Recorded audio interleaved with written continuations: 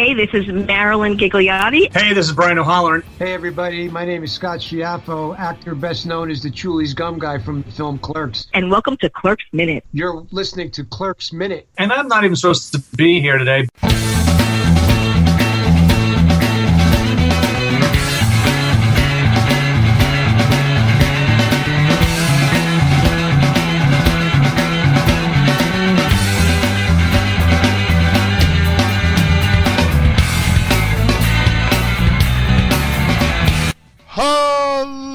Welcome to Clerks Minute, the show where we break down the 1994 Kevin Smith classic one cage animal masturbator minute at a time. I'm Blake. I'm Kyle. And we have a special guest on the line to continue on with this scene like we did on Friday. Happy Monday, everybody, by the way.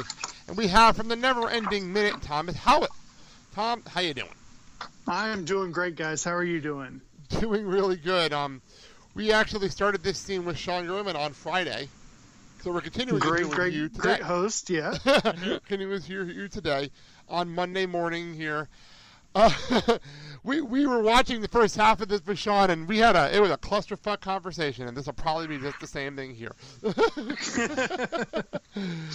So awesome. we pick up the scene where we left off on Friday with pretty much Kevin's sister, who's playing the lady at the register, his sister. Clarifying that they hear from this all the time. It's guidance counselors are the main people that do this egg thing that we're watching here. Yeah. And this egg thing is fantastic. And by the way, do you know that's Walt Flanagan playing the egg guy? I did not know that. Yes, this is like his third time in the film so far that we're watching, and we're only a half hour in. He's Kevin Smith's answer to Lon Chaney. And talk about commitment to the bit. I know. I mean, talk about commitment to the bit, though. This guy is going all out on testing this egg. I mean, I know it has to be full-on improv. And he's just like, I'm going to rub this egg against my nipple to see how it feels. That was the point. I was writing down lines, and I totally wasn't looking at the screen, and Kyle's like, did he just rub that on his nipple? That just happened. Yeah. Like, is that a thing I just Not saw? only once, but twice. Well, over the last minute, he put it in his mouth. The whole egg went in his mouth in the last minute. It kind of made me think of the scene from Airplane with Dr. Ruback examining the patient and pulling eggs out of her mouth. Exactly. Yeah. I can honestly say I've never seen this before in my life, before this movie. I'm not going to lie. I want to know where they came up with this. Like, did they see something like this somewhere and say, we have to put that into our movie? Yeah, I wonder that all the time with Kevin stuff. Where does he come up with this stuff? And I feel like it's like he saw it one time or someone told him a story. And then all of a sudden, like, ooh, I got something in the back of my brain I can write down. I have an idea of what goes on in his head. Hello, darkness, my old friend. This is pre-pot smoking. Keep that in mind. When you're watching this is pre-pot smoking. Yeah. He smokes pot, and he smokes pot. We end up with yoga hosers. So we end up with Tusk. Dude, you said this is his sister that he's talking to. Yes. Can you imagine having a conversation with your sister that ends with manually masturbating caged animals for artificial insemination? No. I have an older sister, and I could never imagine her ever even thinking that with me in the room. As she gently strokes a meat stick. The detail. Okay, well, the fun part is we have the script up, the original script, and that's not even the original line. Okay. In the script. Oh, God. The original line, I did not tell Kyle this. I told him there was a line change. I didn't tell him yet. So here's what it says in the script. Oh, good God. See, it's important to have a job that makes a difference, boys. That's why I killed Chinamen for the railroad. Wow. This was definitely an improvement. Oh, yeah. That's in the script. I got nothing. I don't know why I was And then he goes down to the dry cleaners to pick up his white hood and then heads off to Walmart to pick up a shit ton of tiki torches. Well, I just think guidance counselors are getting a bad rap here. Oh, my God. The hatred for guidance counselors in this conversation. It's worse than the slams on anteaters and overdrawn at the memory bank. Yes, it is. You have to wonder what the guidance counselors told Kevin Smith as a child growing up. Like, because he had to have had some idea of what he was into and what he was liking. And they had to have dogged on it or something, be like, "Oh, that's a stupid idea. You can't get into making movies. You'll never make money." So he's held this resentment towards them forever. I think Sorry, go ahead. Now he's getting them back. Yeah, it's funny. I've had some. I had a guidance counselor in high school who I don't exactly know what she did. I don't really know what her point was, except to maybe help us pick classes, like once in a blue moon. I always thought she was the person that kind of sat there and hit on the high school guys. That's pretty much what I saw her doing most of the time. Kyle, you're gonna say something? Yeah, I was gonna say maybe the exact words his guidance counselor said were either "get used to saying, 'would you like fries with that?' or 'get used to pumping gas for a living.'" Hey, sometimes pumping gas for a living is actually good money. If only it was the olden days where we actually had full serve gas stations and a used to a person pumping gas. That's a good point. Jersey still has that, actually. Jersey still has the full service gas stations. So, guys there with all white suits and the dorky bow ties. Yeah. You know, in Jersey, you're actually not allowed to pump your own gas, or at least you weren't a couple years ago. I know. I used to live there. So that's when I moved to Wisconsin. It was like a weird cultural shock for me. It was weird on that one. Yeah, it was a weird change for me. I used to have a Mustang, and we'd have these get-togethers at like tracks and stuff. And I live in Maryland, which is fairly close to Jersey. And somebody had come down from Jersey, and she had gone to this car show, and we're all meeting up afterwards talking. And she's like, "Hey, is there any chance one of you could go to the gas station with me?" And we're like, "Yeah, why?" She's like, "Well, I don't know how to pump my gas." We're like, "How do you have a car and not know how to pump your own gas?" Well, I remember going to Philly with a friend of mine because he wanted to go to Philly for some reason. I just went with him because I had nothing else to do. And we drove to Philly, and I had a friend that lived out there, so I was like, "Oh, we want to hang out?" And she's like, "Sure." Well, he's never pumped his own gas before. We were in Philly. And he's like, "Oh, shit, I have to pump my own gas now." I have a picture of him with his hand on his face like, "Oh, I have to do this?"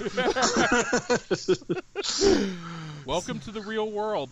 So I was going to say with Kevin, the kind of counted thing, I was listening to I think it was Smodcast a while ago, and he had the guys from Comic Book Men on.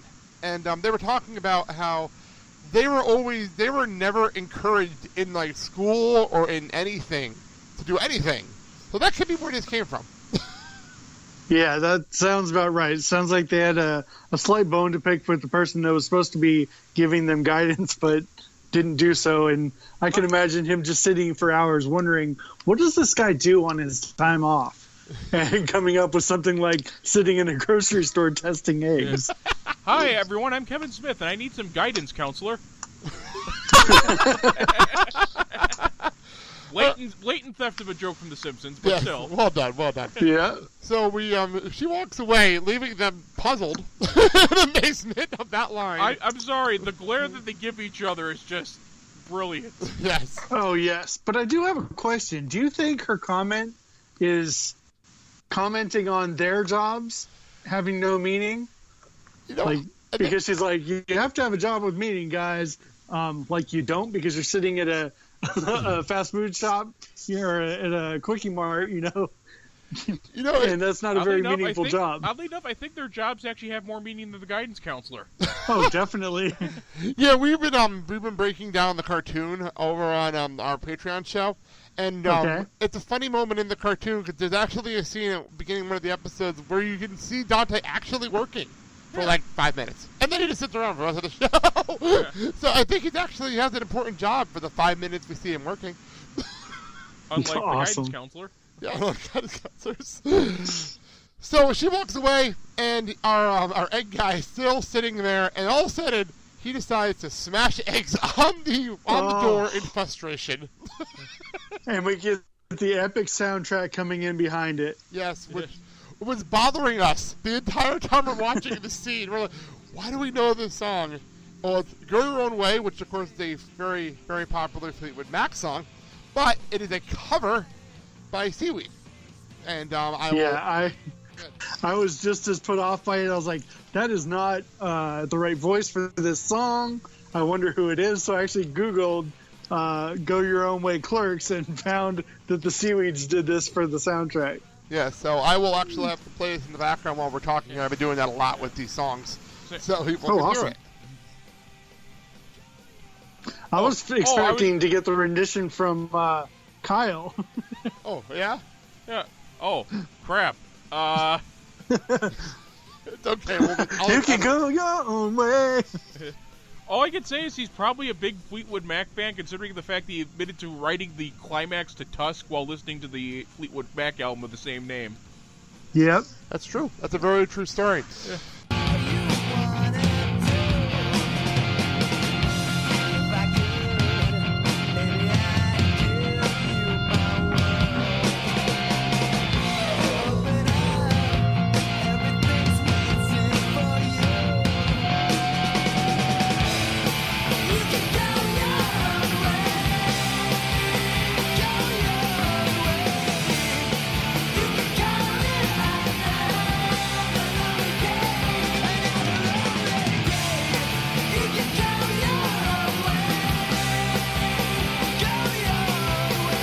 So then we have our next big word on the screen, which was purgation. Purgation?